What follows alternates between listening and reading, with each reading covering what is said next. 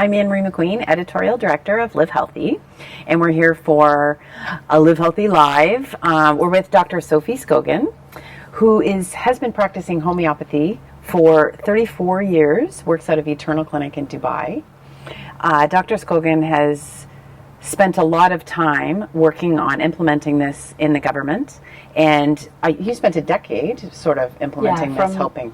1990 to 2000, we worked on the implementation. Okay, and you have expertise in a lot of areas, and we're going to find out all about homeopathy because people don't know about this at all, but you have expertise in gut health, in food, you have interpersonal coaching experience, detox protocols, and helping people balance their core hormones, and developing food-based but comprehensive programs to help people heal from everything from autoimmune disorders and non-alcoholic fatty liver disease, all the things that ail us. And what was the quote? Gosh, it's gone. You like to say, let food be thy medicine and medicine be thy food. Hippocrates said this. Okay. Hippocrates said that because, so you want preventative medicine, right? And you want people to be healthy, to stay healthy. So I'm the most happy when people have been to my clinic and I have seen them a couple of times, and then maybe I don't see them for the next 5 years. It's not about the patients that I don't want to see them, but it's because I know I have done my job. That's great. And then I have helped them because, when I study medicine, there is two things that makes a cell unhealthy. So either it's an overload of toxicity or lack of nutrients.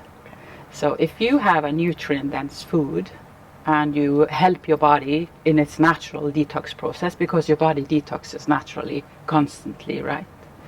So if you can assist it with food, nothing is better. And there is medicinal plants, right, that we also have taken some and developed some homeopathic remedies from. And they can also be used in your daily food habits, and they can be help with so many different diseases, and to help you at least stay alkaline and stay so that you have an anti-inflammatory diet instead of creating lots of inflammation and thereby chronic ailments, Well, when you say there's two things that cause a problem in a cell, toxicity and lack of nutrients, that's it right there. How many people have both of those things going on in a major way? A lot of people today. Yeah, because there is so much toxicity, right? So we have all the pesticides, herbicides, etc. that is used in the normal food industry. Then we have all the environmental toxins. Then we have people who are on different kinds of medication, who have side effects, who also create toxicity in cells. And then we have the inoculations, and we have a whole spectrum of things, right?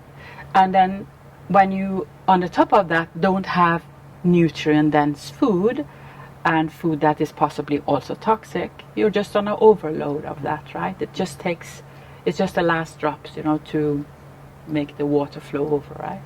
Okay, so let's just, homeopathy, let's talk about that at first, because everyone sees these little balls. Granules. These little granules, and the rows of them in the pharmacy. Yes. But what is going on in this preparation?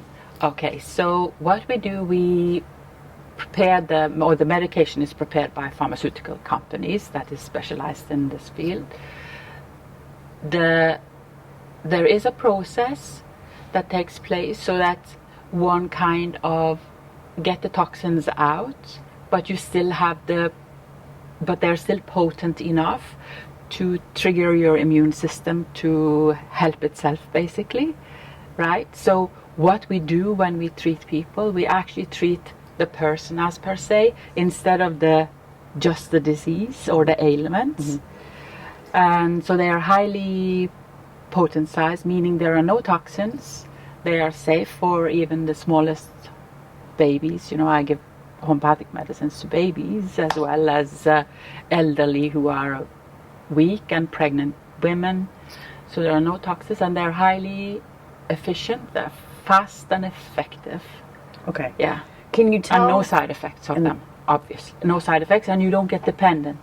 So it's not like when I have a patient, I don't need to see whether the ailment is of a mental, emotional, or physical aspect of being, or if the main gravitas is on either of these levels. You still will use so you will use a single remedy if you're a classical homeopathic physician and know how to do that, to prescribe, the art of prescribing, right? Then you will use one single remedy that matches the symptoms of the patient that comes in. So in order to trigger the innate system to create an equilibrium, right? And the healing process will therefore take place. Yeah. So can you, first of all, how many are there? And then can you just use an example of one that you use commonly? And can you sort of describe to me how it's made and how it works in the body? Wow. Okay. Is that possible? There are 3,000. Could you describe there all are of them? 3,200 as per name, but there still comes new ones, Okay. right? So there are still research going on. There are still provings of remedies going on. So there are about 3,200 for now. Normally, mostly used I would say maybe 500 different remedies. And so I could say, okay, so let's use Apis mellifica, which is a remedy from the stinging bee, right? Apis mellifica. Apis mellifica, and it's a remedy from the stinging bee? Yes. Oh my goodness. Okay, this is an exciting one. So the symptoms when we do the provings provings is they are intense, sharp, hot, swelling. You mean if you were stung by a bee? If you're stung by a bee, when we do the proving, the intensity of the remedy shows up the same. So the pain will be sharp and stinging, right? Okay. So therefore, if somebody is stung by a bee, I don't need to say there are several different remedies that I could use for the same, right? But if you're stung by a bee, one of the remedies that you would immediately think about is Apis mellifica. Okay. Right? So then we have Allium cepa, that is red onion. Okay. So you know when you cut red onion, you will have tearing, right? Mm-hmm. So for example, if a patient comes in and they have symptoms similar to that is produced by red onion, when you stand over and when you inhale it, right? Okay. And let's say that they have those symptoms and they are more maybe prominent in diagnosis allergic rhinitis or something like that. Okay. You will use stuffed that up, remedy or they have a instead of cold. using 10 other different remedies. Okay. Because you need the specifics of the symptoms. So I diagnose the patient. Yeah. So if you have allergic rhinitis, you have allergic rhinitis. There is certain symptoms that you need to have in order to be classified as such, and you would want to have blood work done and check your levels, right? So I don't only do that, I go in depth, because I want this individual specific symptoms. So you will, despite the fact that you have allergic rhinitis or anyone here have it, you will still produce, because you are unique, your system operates unique, you are unique, so it's not remedies one for all and all for one. Mm-hmm. It needs to be specific it needs to match the symptoms that you are producing in specific, Okay. right? So if you have more sneezing, if you have more discharge from your nose, if you have lacrimation from your eyes at the same time, etc., etc., etc. These are the specifics and timings, meaning the modalities and timings, if it's worse or better, what it gets worse and better from. Okay. Yeah. So there's 500 that you kind of know. 500 that you kind of need to have a real good grasp on. When people And the rest you will, because when I have a patient as well, when I take the specific symptoms, I will still go into what we call the materia medica, where the symptoms are listed, right? So if you, for example, have ailments from grief, there will be one rubric that says ailments from grief. There will be X amount of remedies underneath that. And I would try to have to use one of those remedies, right? Okay. if the patient have ailments from grief.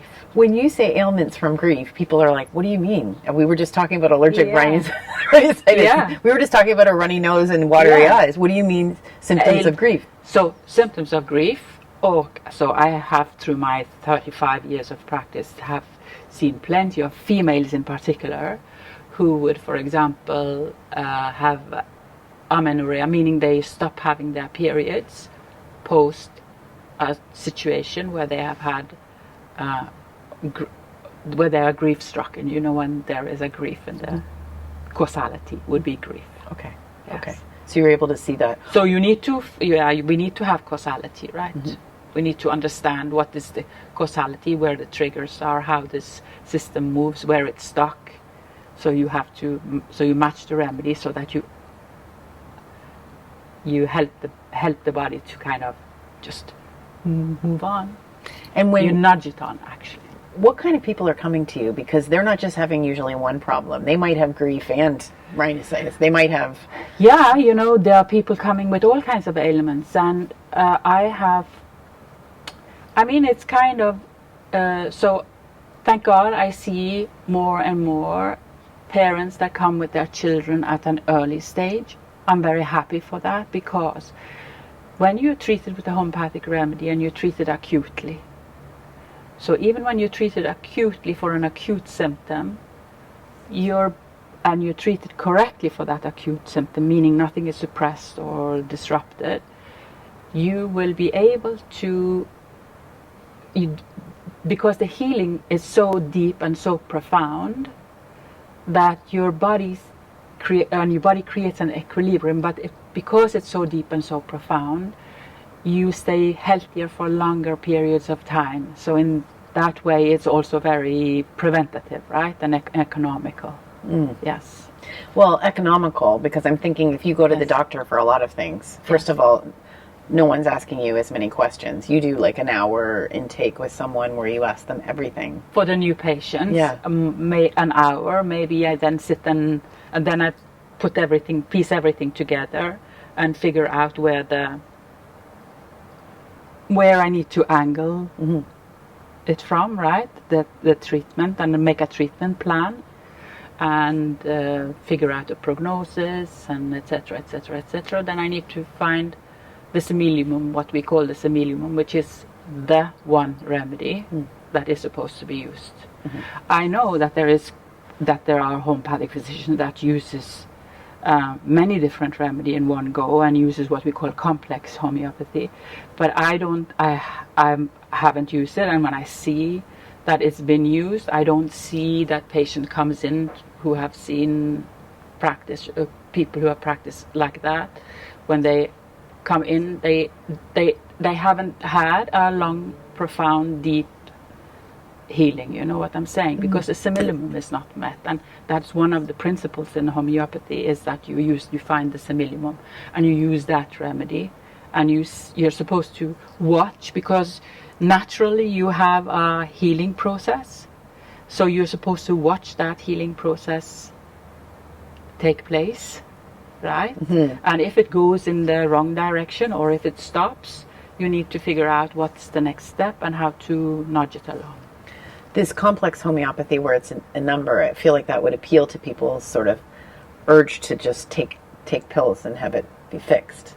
Like, it's like my doctor's giving me a bunch of things and it I know, but complex homeopathy means that the pharmaceutical company have created, for example, created remedies for colds. So instead of you going and seeing a homeopathic physician that will prescribe one, they have put many, maybe 15 different most used remedies inside one, and hope that one of them will do the job. Okay. But when you're doing this, number one, so your system runs in different directions, right? So you want to be more precise, and you should want your patients to be healthy.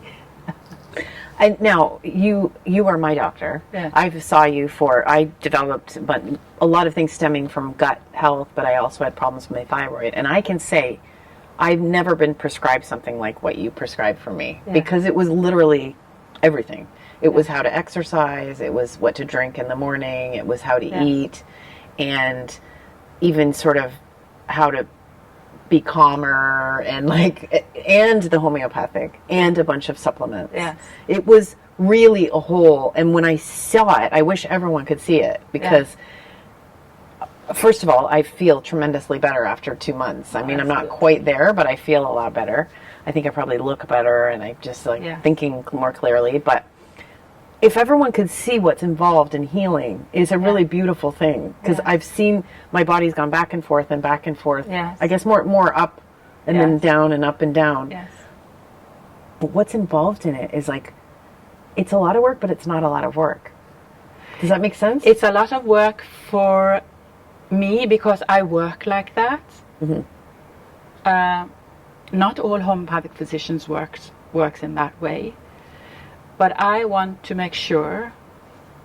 See, as I said, there is two things that make you ill. It's either your cells are very toxic or you have lack of nutrients. So even if I give you a homeopathic remedy, let's say that you have lack of nutrients, or let's say that there are things that causes, like chronic things that causes you to feel ill, that you're doing on a daily basis, or that you have in your life, right? If you don't remove causality, your remedy will work, but it will work for a little bit, and then you'll collapse again, right? So it's not because see, the remedy goes in and creates an equilibrium for your body and your innate system to keep on balancing itself out, and the healing process should take place. But if you don't have enough nutrients, or if you have, as I said, that there are the causality is from outside, right, or from inside, you need to help your body to help you, because you want the healing process to be speeded up, right? And when patient comes in and they have lots of different diseases, and they come in and they maybe have a bag full of allopathic medication, and for hypertension, then for diabetes, then for this, then for that, and all the side effects that comes, I need to pick all of that away, right?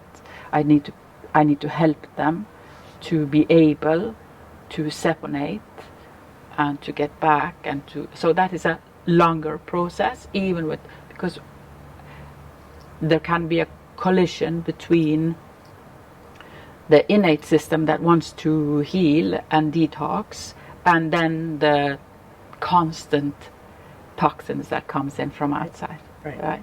So every medication you take that's helping your symptoms could also be creating problems. Allopathic medication. Allopathic medication. Yes. I'm always, the experience... They have all side effects. You can just pull up the leaflets and go through them, and you will understand that, So is your opinion, because there is no free ride, like you can't just take a pill and feel better and not have something else happen. That's how it feels, sort of. Is that being too simple, or? No, I think that is very clear, right? Yeah. You need necessarily, so you have a physicality. My car, I put it into the garage, right? If I don't do it, it's inevitably going to break down. Yeah. Or the engine is not going to move anymore, right? It's going to go up in flames, maybe. Yeah. So the same thing with your physicality, because this is a physicality, right? And it's a fine machinery. You have everything is there, everything is prepared for it to heal itself. But if you start messing around and you don't have the nutrients that it takes, and you have too much toxicity, you're going to have trouble, right? I feel like this is what's missing a lot in this world today, is getting away from this innate intelligence that our body has, how it's always balancing and trying so hard. Yeah. Do you feel like it does it even with cravings, right? And it's so fine. The system is so fine, because if you're listening to your body, it'll take you where what you need to have, what you need to eat even, right? to get enough of the nutrients that you maybe need to replenish or that you have some lack of. Right. You will have the help, but I mean, it's difficult for people to listen. Yeah. It seems more and more difficult because a lot of so many noise. distractions outside, right? Right. I think one of the most profound things for me that if I would like anyone to know is that I was holding a lot of inflammation weight. Yes. And a lot of people are obsessed with losing weight. Yes. What has now been shown to me is like you have to get healthy to lose weight. Yes. Rather than lose weight to get healthy. Yes. Like once we shifted around, I said to you, I've lost like 10 pounds and I've done nothing. Yeah.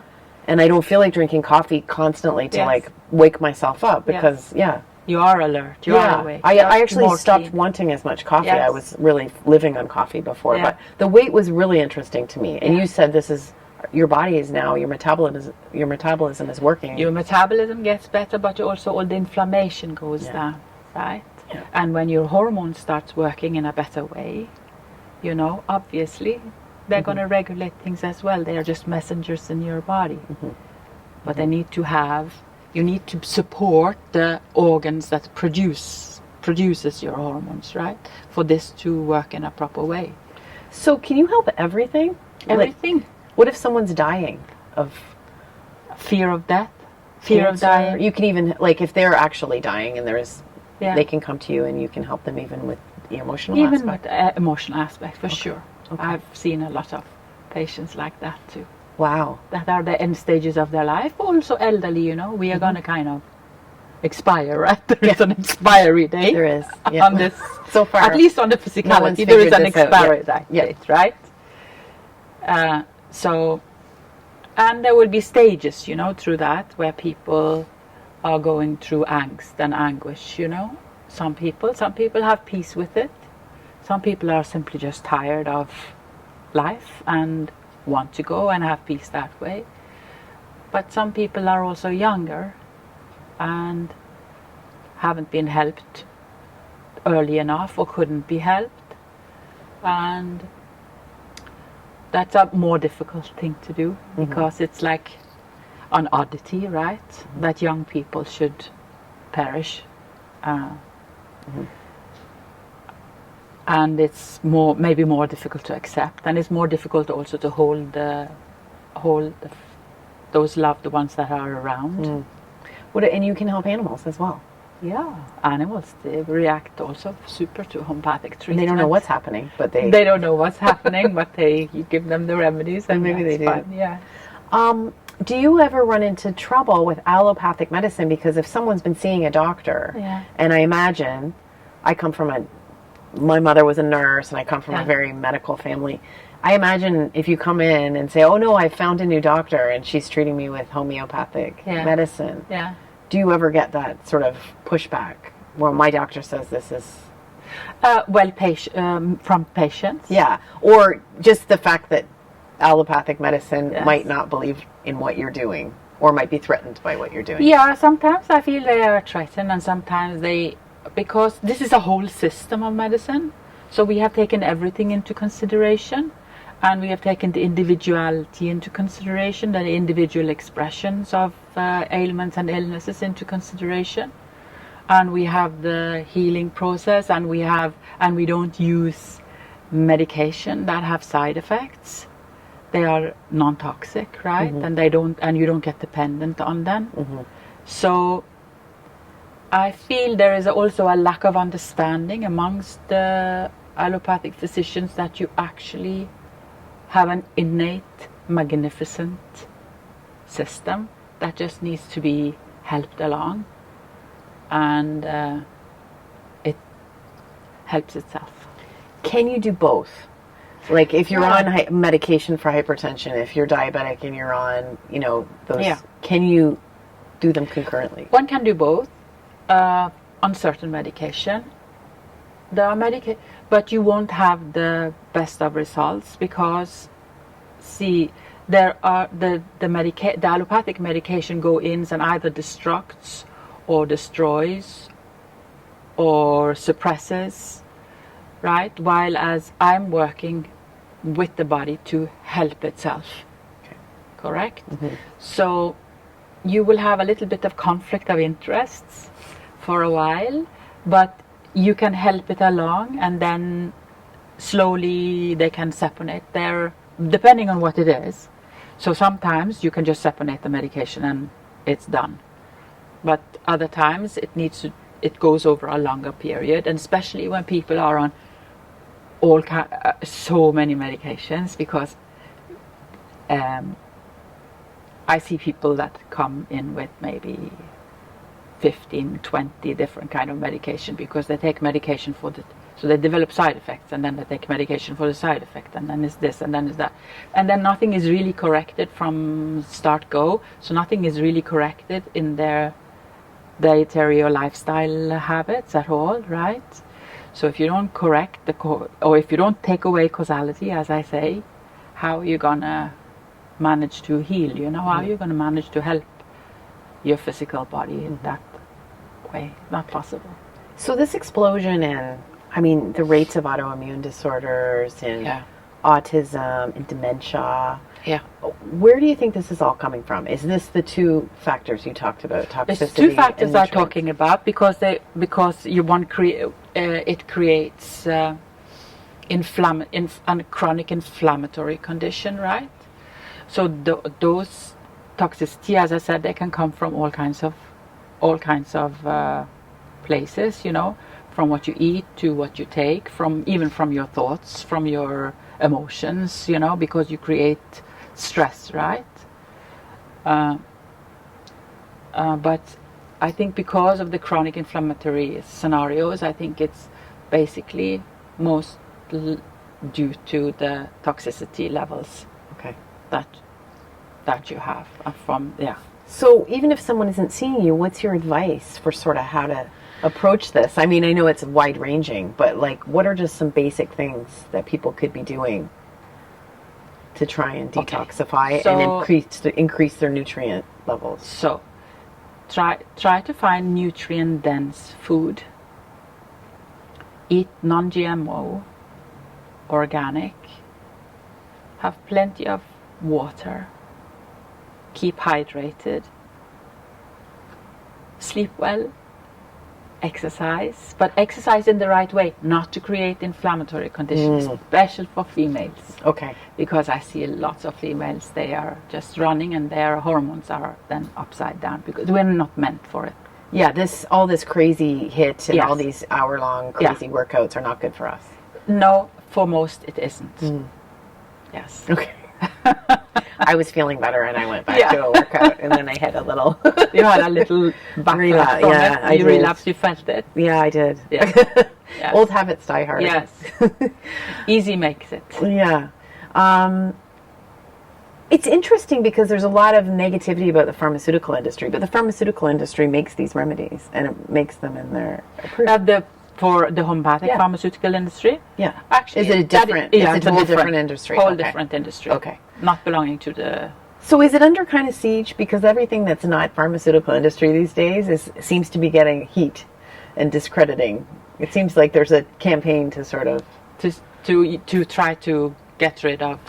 Yeah, to call into question these kinds of things. And I know in journalism, I've worked for years writing stories about this stuff. Yes. And I'll never forget years ago when I was writing a story about homeopathy, and an editor said to me, "Oh, well, if you were scared of flying, would you just grind up a little piece of the plane and take it?" This is the kind of thing. I know. I didn't know what to say. You call it ignorance, right? Obviously not. But maybe. It's quite, you mean skeptics? Yeah. Yeah, it's fine. Yeah. People should use your ability for critical thinking, but do it as a standard about everything. Right. And then try, if you feel that you still can't come around to the ways of it, why don't you just try it? Okay. Yeah. And can you just talk a little bit about inoculations that we're experiencing? This is another controversial subject, but it's a huge it's subject. a huge subject. Can you just quickly touch on it's controversial. Yeah. And because we have a propaganda machinery, and if science and and the real science of it is kind of held down, or there's a cancel culture around it. I mean, I feel sorry then for the scientific communities and for us as physicians all over, because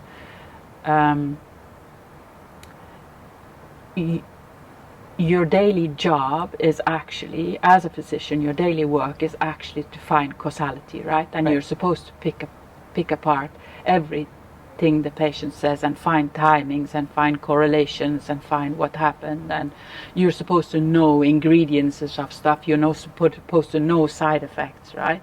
And when those are kind of put aside and not presented, but you see it in your work and you see it in your daily work, and you're not allowed to say anything about it, because that's a big part of the science, right? It's a feedback system from the physicians to the...